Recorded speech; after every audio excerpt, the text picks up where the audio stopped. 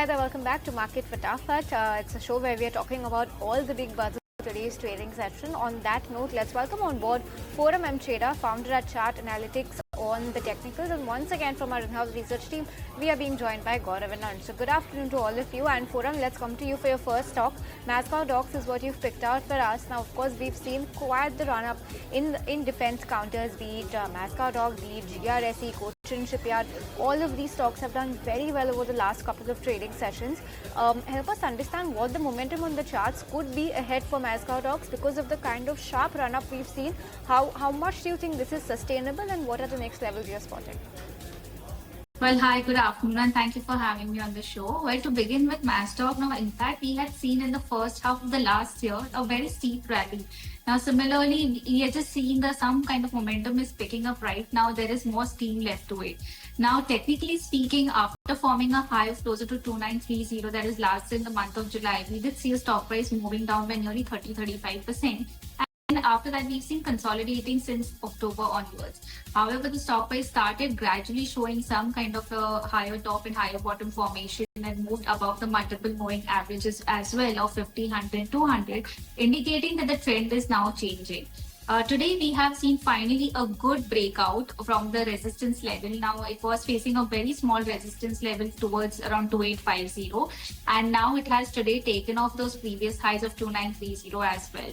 When we talk about the volumes, there's tremendous increase in volume, which is indicating that the price momentum has been supported by good volumes. And so overall, when we talk about good higher top, higher bottom, increase in volume, breakout from its previous highs, all indicate that there is some bullish momentum left in the stock. Thus, one who hold on to it can continue to hold on for a target price of closer to 3,200 levels. For buying opportunities, it's better to wait a bit for a retracement towards the levels of 2930, which is like a previous high, which can act a good buying level as well. Alright, that's Masdog Talks on the charts. But coming to you, Gaurav, you picked out Bharat Forge for us. Tell us what's the news flow here.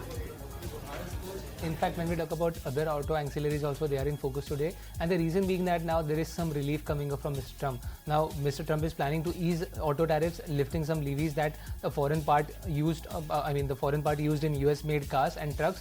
And that is the reason why when we talk about the auto ancillary, specifically Bharat Forge from India, it is in focus. What we are getting from the wires is that automakers can actually receive partial reimbursement for tariffs on imported parts tied to their US production volume. They have also said that earlier automakers, dealers and suppliers had lobbied for relief, warning tariffs could actually disrupt the North American supply of the auto ancillary segment. And it seems that now that the shift is likely to happen, it is also a possibility that Trump is actually evolving with the trade approach, and he is following an earlier pause and tariff hike that he has actually put. And that is the reason why it be actually a positive thing for the auto ancillary, specifically for Bharat Forge. Why? Because almost 41% of the standalone revenue of the company comes from the US segment.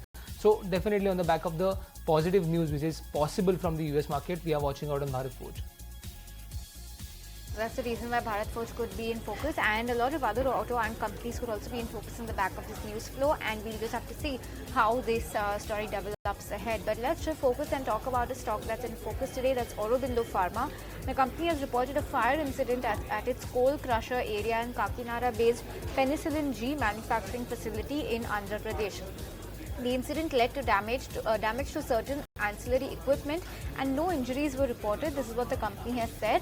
Operations at the plant will be temporarily paused for an estimated period of 20 to 25 days for equipment replacements. This is what the company has said in a stock exchange filing. The incident resulted in damage to certain ancillary equipment with no impact on the core manufacturing infra. Even more importantly, there were no injuries reported. The incident is not expected to have a material impact on the operations or financials of the group, and they would like to reassure all stakeholders that the facility is fully insured, is again what the company has informed the exchanges. But nonetheless, the stock is lower by 2.5% on the back of this fire that broke out at its Andhra Pradesh unit. Alright, on the back of that, Aurobindo Pharma is down 2.5%. But coming to you, Forum, MCX is what you picked out for us. Now, MCX in the last 1 month has done very well. It has ticked up almost 19% in the last 1 month. From here on, where do you see this headed? It's also up a percent in trade today as well. Tell us, where do you see the stock, or what are the levels? Well, this stock, in fact, had been very volatile when we look into it from a technical front. So, more than trading perspective, I look at the stock more from an investment perspective. So, if we talk about more from a historical front, that in December the stock had peaked out at around 7,000 odd levels and had seen it fall closer towards 4,400. Now, from there, we have seen the stock price forming higher tops and higher bottoms. And as you rightly made a mention, in 1 month, it has gained nearly 19 to around 20 odd percent, indicating that there is further strength in the stock. Now, from the down move, it has also given a breakout from a falling channel at levels of around 5,500, with also coincides with crossing above the important moving averages of 1,500 and 200. So the overall trend is changing from down to now up. So it didn't have a breather of moving sideward, but directly it's seen a good trend reversal. So from here also, those who have the stock can continue to hold on to it. For buying, I would suggest wait for 5,900 and maintaining a strict stop loss below the levels of around 5,489 is advisable. And the potential target is towards the level of around 6,800. Okay, thanks Foram for those levels that you're spotting on MCX. Ansh, coming to you, Adani Total Gas is something that you picked out for us. It's an earnings candidate. Take us through what their numbers look like. So revenue from operation has gone up by around 15% on year-on-year basis from 1257 crore to 1448 crore, whereas PAT, that has actually gone down by 10% to 149 crore. Talking about EBITDA, that has also seen a downtake of 10% from 305 crore to 274 crore, but volume, that is up by around 13% for this quarter on year-on-year basis. Also, we are seeing that they have increased their CNG stations to 647 by adding 42 new stations in the quarter. They have also expanded PNG home connections to 9.63 lakh by adding around 40,900 new household. Also, if you see on chart, then the stock is trading actually a bit in red, but in the morning session it was up by more than 1%, but due to market pressure it is now in red. All right, moving on from Adani Total Gas to the next counter, that's IndusInd Bank. Gaurav, tell us what's the news flow on IndusInd Bank? IndusInd Bank is in focus once again, and as we know that there was actually a external audit which is going on, and the result of which audit we got earlier, and now the deputy CEO Mr. Arjun Khurana has now stepped down with immediate effect. Khurana's resignation comes amidst the accounting discrepancy flagged in forex derivatives, and let's also not forget that Mr. Khurana was also responsible for overseeing the treasury front office and global markets and the IndusInd Bank. Now resignation is effective from yesterday itself, and the resignation has come after the board actually decided to fix accountability for lapses and to realign the senior management responsibilities. Let's also not forget that bank had disclosed the potential impact of this discrepancy is going to be somewhere in the range of 1960 crore rupees from the forex derivative element that aluminis that were actually there, and report also identifies the incorrect accounting for internal derivative trade practices as a principal cause of discrepancy. Now let's not forget that the notional profit from early termination of internal trades led to account lapses as per the report, and on the back of this, when we talk about stock performance also, we will be definitely watching out on what happens, because there is some reject which is definitely happening in the upper management of IndusInd Bank. Okay, so IndusInd Bank can focus on the back of the resignation of a very senior management personnel. Let's move on from that and talk about IIFL Capital. This is an earnings candidate as well. Total income is down 19% on a year-on-year basis to 573.5 crore rupees compared to 704.4 crores this time last year. If you talk about the net profit, that has also fallen 29% on a year-on-year basis to 128 crores compared to 180.6 crore rupees. So that's IIFL Capital's quarter four numbers. There's been a fall in both these metrics. You have PAT that's gone down as well as total income. Nonetheless, the stock is showing some resilience right now, at least holding to some shade of green right now. Almost a 0.2% uptick is what we're seeing on IIFL Capital. All right, moving on from IIFL Capital Forum to L&T Finance. Tell us what do you see on the charts for L&T Finance? Now, overall, we've seen the stock price also seeing a good rally. Now, technically speaking, this year the stock did form like a double bottom at around 129 to 130 levels in the month of Feb to March, and post that we saw the stock price also crossing multiple moving averages, which were like quite important from an intermediate and the near term perspective.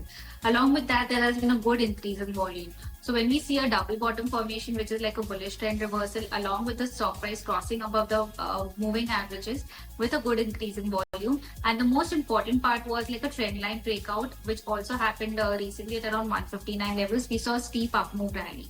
Now it has seen a bit of a retracement, but it retested those breakout levels of around 156 to around 160, which is bringing in more like a buying opportunity. Those who have the stock can continue to hold on to it. However, those who would like to buy the stock can wait and watch out for levels of around 160 to enter in. A strict stop loss is important to maintain towards the levels of around 156, and one can look for a rebound back again towards the levels of 170. So overall, from an investment perspective, also the stock looks quite good. Okay, so positive view on LNG Finance coming in from Forum. Let's move on from that. And Ansh, First Source Solutions is the stock that you've picked out for us. Tell us what Q4 has shaped up to be like for this company. Right, so starting with the revenue has seen an uptick of around 3.8% from 2088 crore to 2168 crore, whereas PAT has seen it is up slightly by just 0.2% to 160.6 crore. But if you talk about EBIT, then that is up by around 13% from 219 crore to 249 crore. Talking about the margins, it has improved very nicely from 10.5% directly to 11.5%. Headcount addition is of around 507, whereas the TTM employee attrition has eased from 31.4% to 29.8%. Also, if you see on chart, then the stock is actually given a good move from April of around 30%, but from last 5 sessions, it is stuck at that 100 EMA and it is consolidating in a sideways range now. Moving on to the next counter, that is IGL, that is in focus today, and IGL is in focus on the back of a note coming out by Antique. They're maintaining a sell with a target price of 164 rupees on the counter. Now they feel that the core margin remains weak as expected for IGL. The volume growth has disappointed and missed the estimates. Also, the performance of subsidiaries was strong during the quarter, but the estimated EPS is likely to grow at only 4.2% CAGR over FY25 to FY27 estimate. Now they maintain a sell on muted volume outlook, margin uncertainty, and lower fuel arbitrage. And on the back of that, IGL is in focus today. Currently, it has turned green. It is trading with gains of 0.3% as of now. Okay, so that's the reason IGL is in focus. Earnings yesterday on the back of that, a brokerage note coming in today. Let's move on from that. Tata Steel is the stock that you've picked out for us now on the charts. In the last 6 months, 1 month, YTD, the stock has not done much. In fact, last 3 months it was up 8%, but then we've seen a steep fall coming in anywhere between the end of March and end of April. Tell us what's the outlook going ahead on the charts, what are the levels that you're spotting, and now can you believe that the stock can pick up some momentum? Well, I would actually look at that these are good opportunities to invest or accumulate also. Now we saw, as you rightly made a mention that in the last 1 year probably it's not given much of returns. However, when we talk about this particular year, we did see an outperformance compared to the leading index also, when in the beginning of this calendar year, we saw the stock price at 122 and it moved up to closer to around 154 or rather 160 levels. So this was a very good run we had in the past 3 months from Jan to March. We've seen a steep decline after there was an announcement, or we would say more of an event with regard to the tariffs, which triggered the downside of momentum in the metal space. So we saw Tata Steel also showing a bit of a decline. However, since that, those levels of stock price again moved lower towards the levels of 125, which also coincided towards its previous lows in the beginning of the year towards 122, formed like a double bottom, and now again is showing signs of a rebound. Now it's almost kind of very close to the 50% recovery of its entire fall from around 150 to around 125 levels. The stock price is now consolidating between 100 as well as 50 day. So this consolidation level is a very good opportunity to look at investing. Thus, one can look at buying or holding onto the stock with a very strict stop loss below the levels of 134 and look for a higher target of closer to 150. All right, that's Tata Steel on the charts. But moving on to another piece of news that's coming in, and that's potential investors are eyeing stake in the listed operator of Burger King in India. My colleague Anurag Shah and Anurag Joshi so say investors, including the Berman family and Sunil Mittal's family office had evaluated a possible stake purchase in the restaurant brands. Anurag Joshi is now joining us with the details of that. Over to you, Anurag. Potential investors are prospecting for an equity stake purchase in Burger King's India franchisee. The Berman family that controls FMCG giant Dabur had evaluated a stake buy in restaurant Brands Asia that operates the Burger King brand in India. The RBA franchise agreement permits it to use Burger King brand in India until 2039.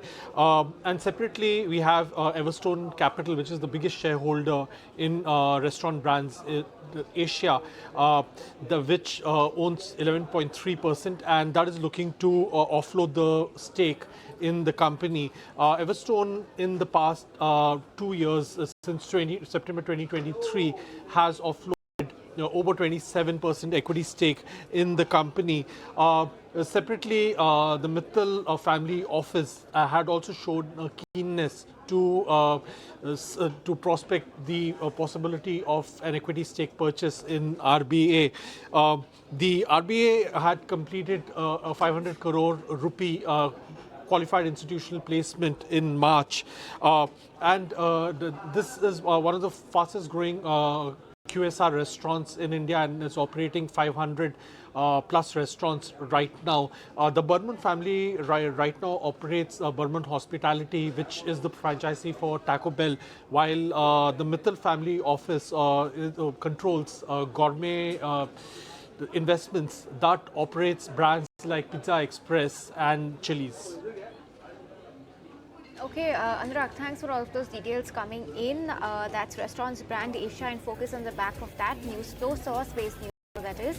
Gaurav, coming to you, KPIT Tech is the stock that you've picked out for us, earnings candidate. Tell us what the fine print looks like. When we talk about KPIT Tech, a good set of numbers is what we have seen from the company, because when we talk about revenue, that has increased almost by 3.4% on a sequential basis. When we talk about in dollar terms, there also we have seen an increase of around 0.7%.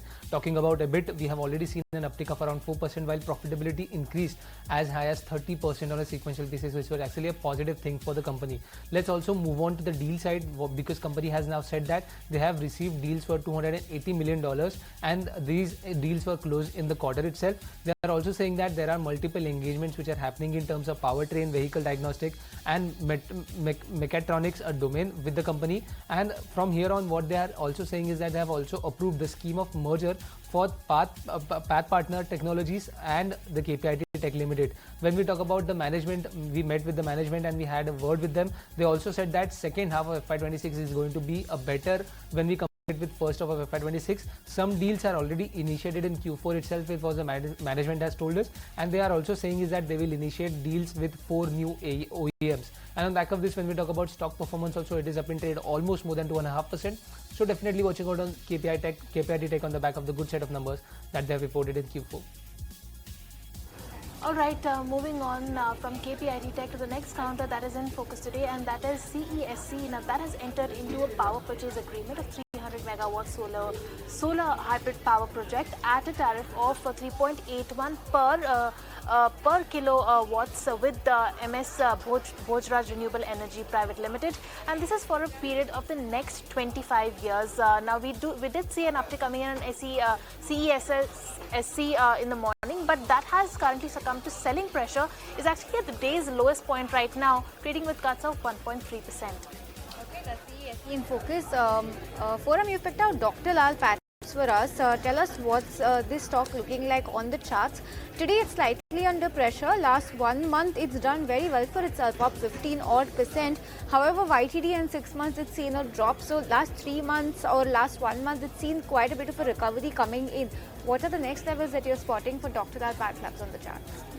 When we speak about it more from an historical perspective, since October, the stock price lost nearly 37 odd % from 3653 levels to nearly 2293, which had formed a bottom in the end of Feb. Now, post that, we saw the stock price also showing a very marginal improvement where it formed like almost like a double bottom, or one can say a very minor higher bottom levels, higher lows rather. And then the stock price was consolidating towards the levels of around 2,600, which was acting like a resistance. Post that, at the beginning of this month, we saw the stock price picking up a lot of momentum. Along with that, a lot of good increase and exceptional volumes.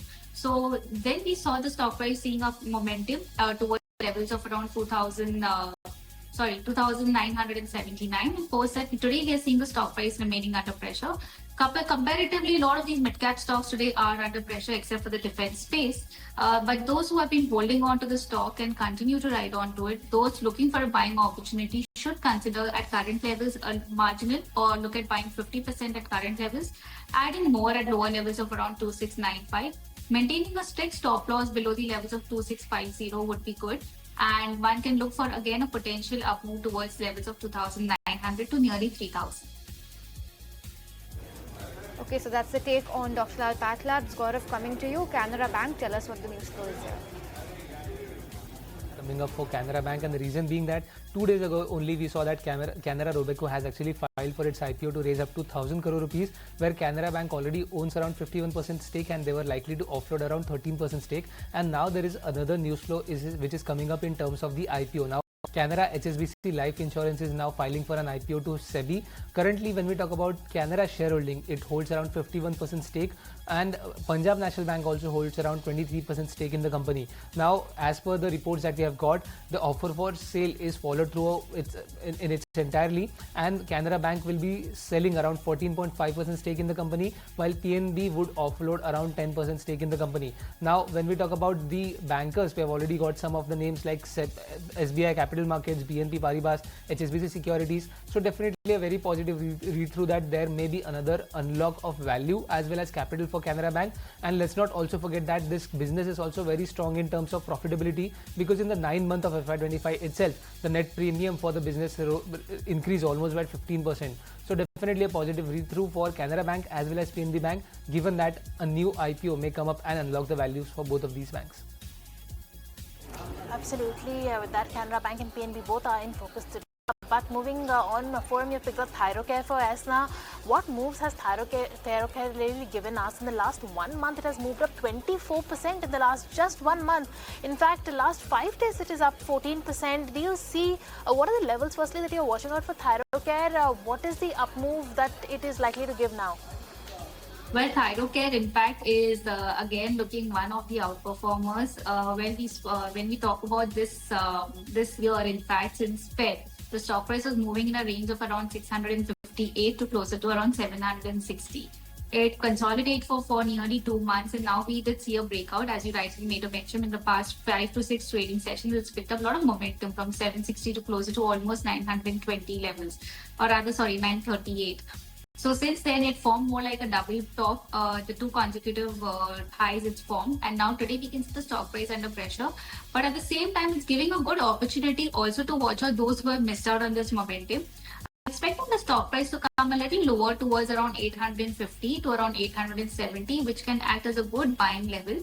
As far as the volumes are concerned, exceptional increase in volume. So that's a good sign supporting a lot of bullish momentum.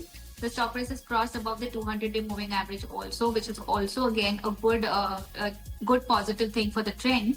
So overall, I'm bullish on the stock, but have to wait for buying levels towards 850 to 870. A strict stop loss should be maintained only below the levels of around 830, and one can again look for a rebound towards 920.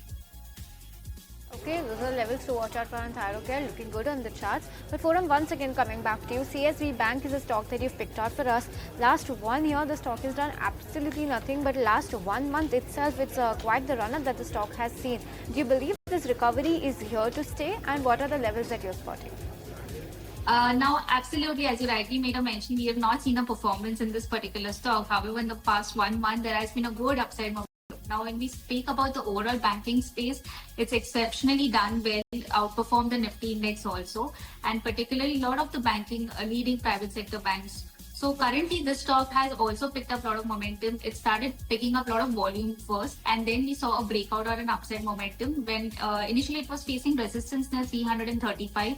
It surpassed those levels, now facing or consolidating near 365 to 370 levels, and today it has kind of retraced. So these retracements towards the levels of around 340 makes it very attractive to buy, because overall the trend has changed from sideways to now up. So good opportunity from a long-term perspective. Keeping a stop loss below the levels of 325 is advisable. And initial resistance is closer to almost 370. Once those levels are surpassed, higher targets are expected towards 385. Okay, so those are the levels to watch out for on CSB Bank. But with that, that was the last stock we wish to highlight on this edition of Market Fatafat. Foram, Ansh as well as Gaurav, thank you so much for joining us, and Rajesh in the first segment as well. But before we wrap it up on this edition of Market Fatafat, let's talk about a stock that's going to be in focus. Anytime now, we're expecting earnings coming in from Trent for Q4. Here's what we're expecting. We're expecting revenue growth to go up by 29.6%. Remember, previous quarter it was 37%. So some moderation in revenue growth is what we're seeing. EBITDA is also seen up 27.7%. Net profit is where we're expecting immense pressure, because we're seeing a 54% cut roughly on the net profit front, and EBITDA margin also slightly under pressure, expected at 14.7% compared to 15% last year. The revenue growth could be moderating on the back of a fall in SSSG with the same store sales growth. Operating deleverage will be weighing on EBITDA margin is what the street is largely penciling in as well. Westside and Zudio each have added 10 and 122 net stores in the quarter gone by respectively. So factors to watch when the numbers come out is going to be SSSG growth, demand outlook from metros as well as tier 2 and 3 cities, summer demand commentary if any, store expansion guidance, and also commentary on competition, especially Shein's foray into India, if the management agrees to provide that. But let's move on, and let's also revisit what Karan Taurani, Senior VP at Elara Securities, had to tell us in terms of Trend Q4 results, how they're likely to pan out, what we can expect. Let's go cross and listen in. Zudio can potentially grow at about 20% in terms of store growth numbers, and Westside can clock about 6 to 8% store growth numbers over the next 2 years. We may not see a bigger negative surprise on this in terms of SSG LFL growth, and if the SSG LFL growth sustains at these levels, I think stock in terms of valuations has already bottomed out. From a top line growth perspective, if this quarter is around 30 odd percent, 28-30%, on a steady state, what we're expecting is a CAGR of about 25-27%. And we should see not a big improvement in margin, but yes, a small improvement in margin also with the medium term perspective, led by operating efficiencies. Of course, gross margins, will be flattish largely.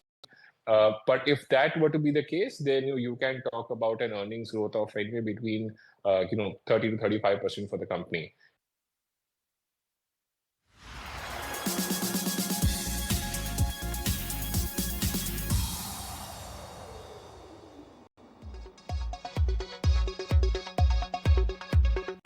If you like this video, then like, share and subscribe to ET Now.